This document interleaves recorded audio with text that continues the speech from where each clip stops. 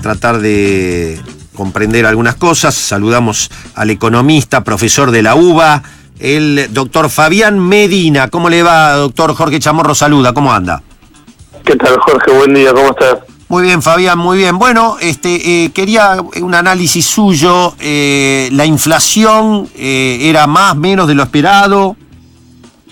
En realidad terminó siendo menos, porque tenemos que entender que el corrimiento de la banda cambiaria, que es mensual de 3%, por lo menos octubre, noviembre y diciembre, eso traslada directamente a precios, ¿sí? Sí. Fijémonos que el dólar se sitúa a principios de octubre, mediados de octubre, en el tope de la banda inferior, por lo tanto va subiendo 3,5% cada vez que se hay corrimiento de banda, ¿sí? Correcto. Eso por un lado. Y tuviste en noviembre igual ajustó un aumento de combustibles. El banco, ¿sí?, ajustó la banda al 2%, ¿no? A partir desde enero de 2019. Correcto.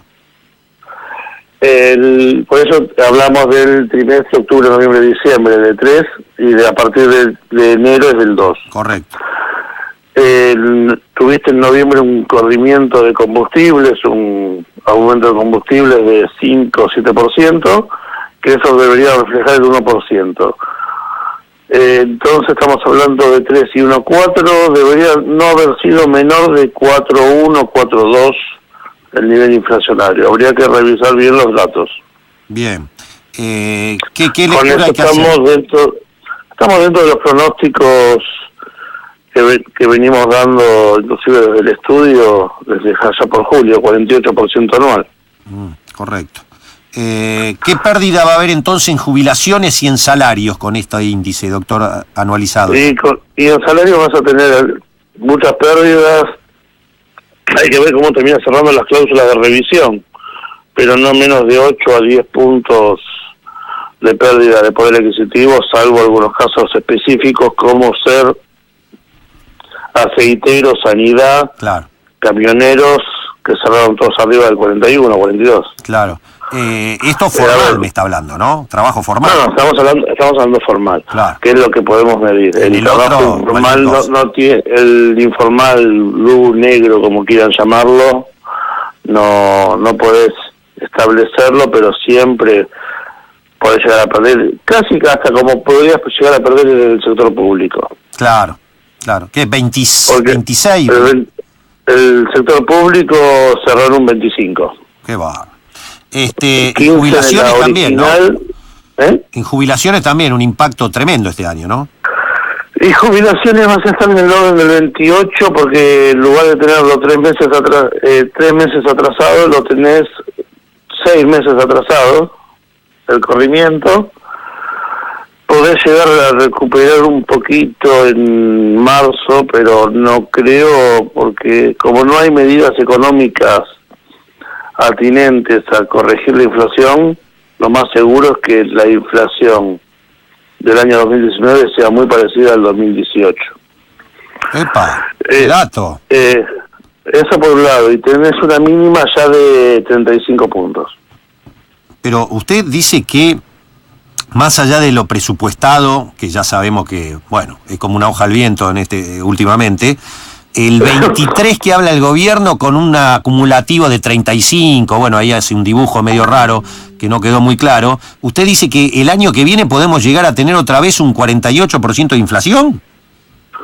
Y un nivel muy parecido puede significar un 45, 48, 50 o 43.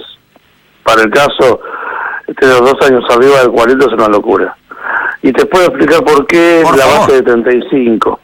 La base de 35 es que tenés el 2% de corrimiento de la banda cambiaria. Sí. Mensual por 12 meses son 24. Sí. 25 haciendo un número más directo y un 10% de arrastre del 2018. Entonces estamos hablando de un 35% de base de inflación. Después los corrimientos que vamos a tener por consumo, va a bajar un poco más sobre el consumo, y los tarifazos de enero, abril, octubre y julio. Además del transporte público, que calcula que va a subir. Entre enero y febrero va a volver a empezar a subir el colectivo y los trenes. Desde ya te lo digo porque ya los conozco como son. O sea que es un dibujo absoluto el 23 que pusieron en el presupuesto, entonces. El 23 el número 23 del presupuesto en el texto no condice ya con el presupuesto. El presupuesto marca. Claro. El presupuesto marca en todos los niveles un 35% de incremento. Correcto. Y, incluido en IVA, que lo marca con un 29,5, 29,8, lo cual es consecuente, o sea, correspondiente a ese 35 menos el 5% de caída de consumo que prevén ellos. Claro. Eso quiere decir que el 29%, 30 que aumenta IVA, que mayoritariamente es consumo, sí, y que sale de los precios, sí, es el 100 de hoy menos el 5%, sí. subiendo el 35 te da un 29,5, 29,8. Claro, o sea que los mismos datos duros que preparan ellos para el ingreso y egreso te está desmintiendo la inflación que están marcando. El dato puesto en el texto. En el texto. Sí, a eso le agregamos lo que usted está previendo de los precios regulados que ellos mismos deciden que van a incidir fuertemente en los números, claro. Obviamente, todo lo que es tu inflación lo tenés incremento de servicio regulado. Aparte, en noviembre tuviste un 8 o 9% de incremento en el valor del subte también. Claro. Y no se vio reflejado en ese 3,2. Sí, es cierto. ¿Diciembre tiene algún arrastre? En general se recalienta diciembre por la fiesta. ¿Se supone que va a ser más alto, igual o menos que en noviembre? Diciembre tiene, por la idiosincrasia pura, o sea, por ser ya solamente diciembre, y los comerciantes están acostumbrados a poner otros precios, que después en enero vas a ver que van a volver a bajar algunos precios. Claro. Vas a ver una economía con un 4,5, un 5 y pico % de inflación. Pero entonces por eso vamos a estar cerca de 50 a fin. Y yo digo 48 porque el 48 era el número que venimos estipulando, pero 48, 49, 47 o 50 es el mismo número ya no tenés suelta atrás. Lo peor del caso lo tenés marcado por los créditos UVA, que cuando empezaron a salir yo dije que iba a terminar siendo como aquella vieja circular 1050. Sí. Llegan todos a pegarnos, pero bueno, el tema es que en una economía con un alto nivel de inflación, un crédito medido por inflación más un porcentaje de ganancia del banco, como es el UVA, porque es UVA más 5, eso significa que si yo tomo UVA más 5 significa 53% de incremento con la tasa del 48. Tremendo. Con salarios a la con mitad. salarios tendientes a la baja. Claro.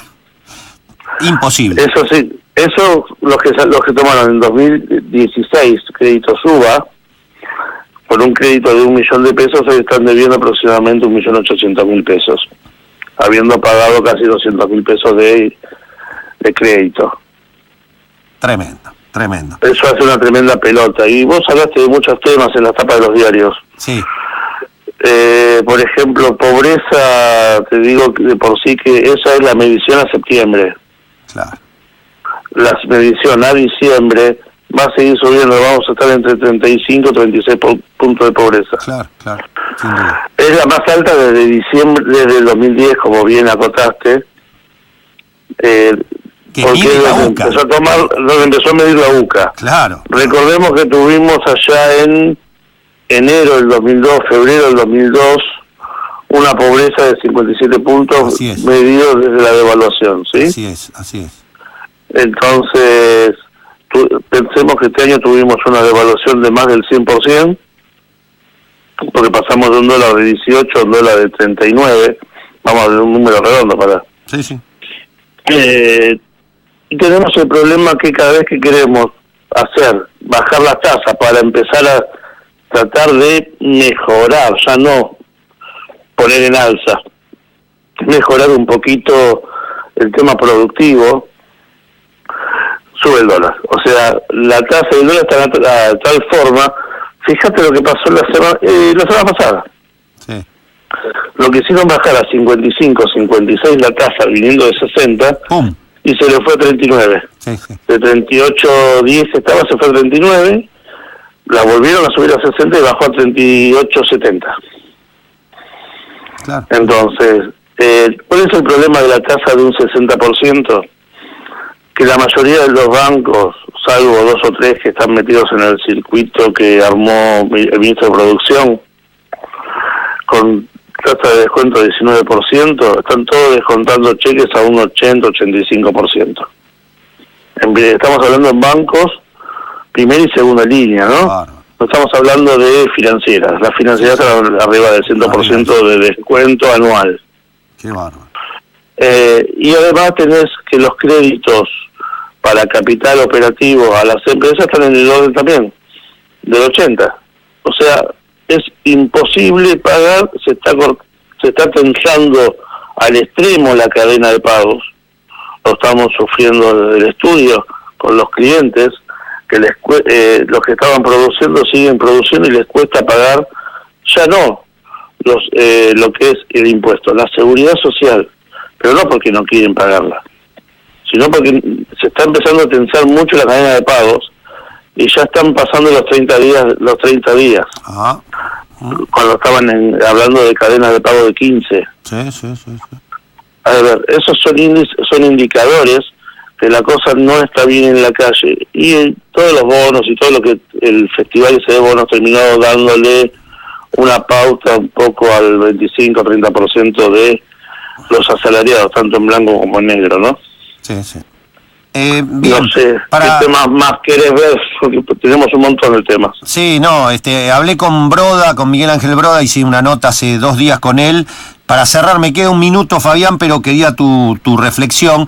Broda me dijo que el mercado, fue concreto, sí. Me dijo, el mercado tiene claro y apuesta que en el 2020 el próximo gobierno tiene sí o sí que reestructurar la deuda. ¿Estás de acuerdo?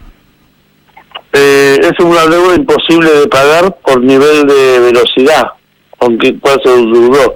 Pasamos de 90.000 millones en 2015 a 290.000 millones hoy, y con la devaluación que tuvimos pasamos de un Producto Bruto Interno de casi 650.000 a un Producto Bruto de 320. O sea, quiere decir que estamos casi en 0,90 de indicador del PBI con respecto a la deuda. Es muy alto, nadie nos está prestando, y es imposible que ingresen dólares de la soja o de la cosecha más del porcentaje de lo que ingresó este año, que fue un 20%. Claro. Por algo, sobre 25 quedaron 5. Esa es la explicación de que el riesgo país sigue tenso, ¿no? Son un montón de errores de gestión propio. El primero es que no les exijan liquidar las exportaciones en el país.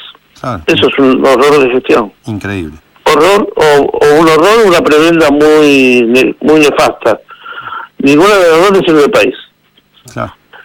Y tenemos el tema con el caso de los cuadernos, todo, que los empresarios no lo están viendo bien, tener que concurrir constantemente a tribunales. Bien. Sí, que la posibilidad que vuelva el populismo, Broda me dijo, de los 750, le pongo 100 puntos básicos al miedo a eso. El resto es problema gestión económica.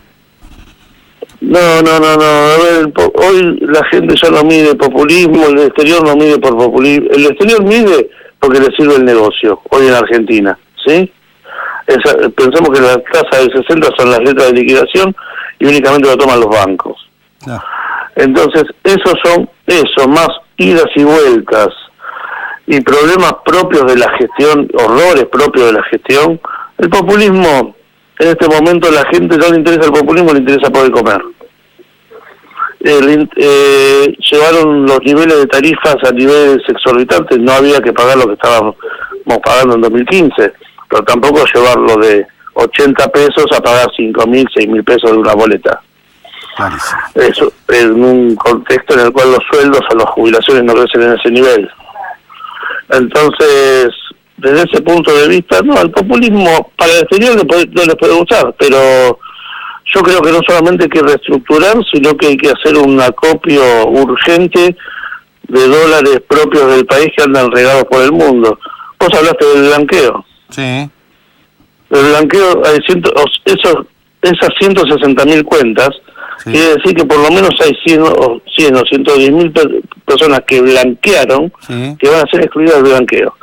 ¿Qué significa la exclusión del blanqueo? A juicio por evasión fiscal agravada. Ah, correcto, qué interesante. Hay que seguirlo ese tema entonces, ¿eh?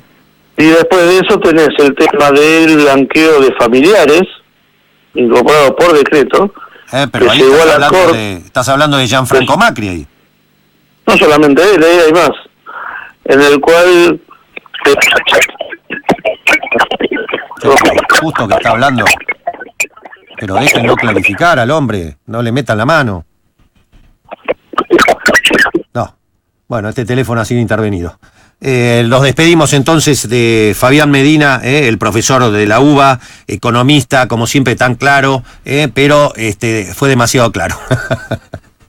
Ya está sintonizado con toda la información de la primera mañana. ¿Dónde? En Página Abierta. Con la conducción de Jorge Chamorro Por la 770.